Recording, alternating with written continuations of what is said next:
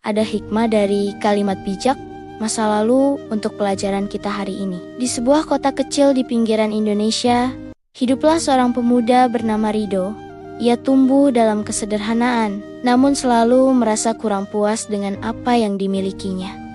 Setiap kali makan, Rido tak pernah merasa cukup. Ia selalu menambah porsi makannya hingga perutnya terasa sesak dan berat. Suatu hari, Rido menghadiri pengajian di masjid dekat rumahnya. Ustadz yang memimpin pengajian itu bercerita tentang kisah Nabi Muhammad SAW yang selalu makan dengan sederhana. Beliau hanya mengisi sepertiga perutnya dengan makanan, sepertiga dengan air, dan sepertiga sisanya dibiarkan kosong untuk bernafas.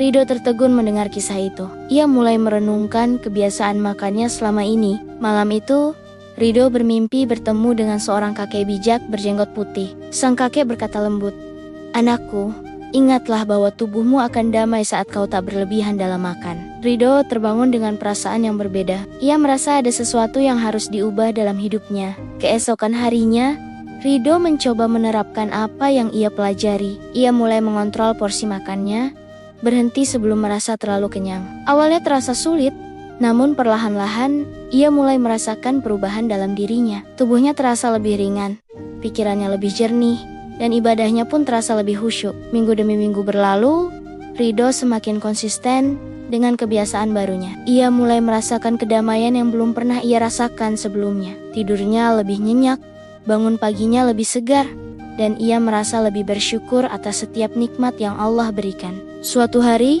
saat sedang berjalan-jalan di pasar, Rido melihat seorang anak kecil yang kelaparan. Hatinya tergerak untuk memberi makan anak itu. Ia membeli sebungkus nasi dan lauk sederhana, lalu memberikannya kepada si anak. Mata anak itu berbinar-binar penuh rasa syukur. Rido merasakan kebahagiaan yang tak terkira melihat anak itu makan dengan lahap, namun tidak berlebihan. Pengalaman itu membuat Rido semakin memahami makna dari kalimat bijak yang ia dengar dalam mimpinya. Ia menyadari bahwa dengan makan secukupnya, ia tidak hanya menjaga kesehatan tubuhnya, tetapi juga membuka hatinya untuk lebih peduli pada sesama. Rido mulai berbagi pengalamannya dengan teman-teman di sekitarnya. Ia menceritakan bagaimana perubahan kebiasaan makannya telah membawa kedamaian dalam hidupnya. Beberapa temannya tertarik dan mulai mengikuti jejaknya. Perlahan-lahan, kesadaran akan pentingnya makan secukupnya mulai menyebar di lingkungan Rido.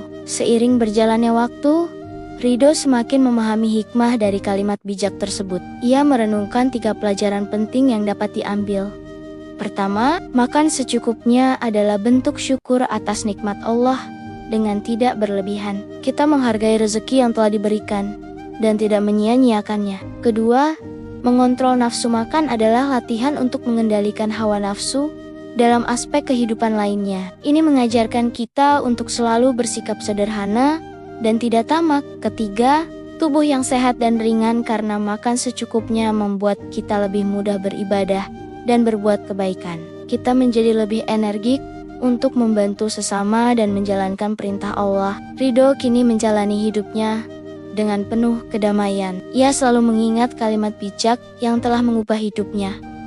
Tubuhmu akan damai saat kau tak berlebihan dalam makan. Kalimat sederhana namun penuh makna ini telah membawanya pada kehidupan yang lebih sehat, lebih dekat dengan Allah, dan lebih peduli pada sesama. Kisah Rido mengajarkan kita bahwa perubahan kecil dalam kebiasaan sehari-hari dapat membawa dampak besar dalam hidup. Makan secukupnya bukan hanya tentang kesehatan fisik, tetapi juga tentang kesehatan jiwa dan spiritual. Ini adalah langkah sederhana menuju kehidupan yang lebih seimbang dan bermakna. Semoga kisah Rido dapat menjadi inspirasi bagi kita semua untuk lebih bijak dalam menyikapi nikmat makanan yang Allah berikan. Mari kita jadikan makan bukan hanya sebagai kebutuhan fisik, tetapi juga sebagai sarana untuk mendekatkan diri kepada Allah dan sesama. Terima kasih, dan sampai jumpa pada kalimat bijak berikutnya.